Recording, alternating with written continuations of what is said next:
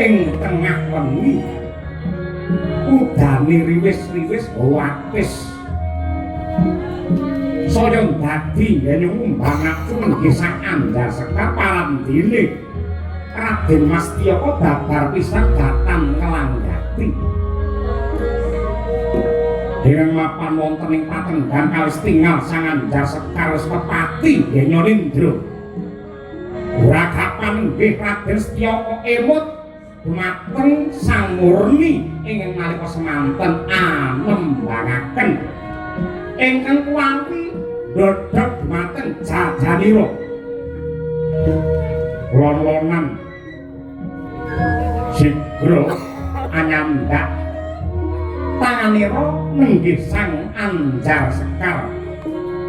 dan lih ing pagulingan rangkangan lon-lonan ciptaning griya nenggih Sang Setyaka mung ngoyak marang jatining katresnan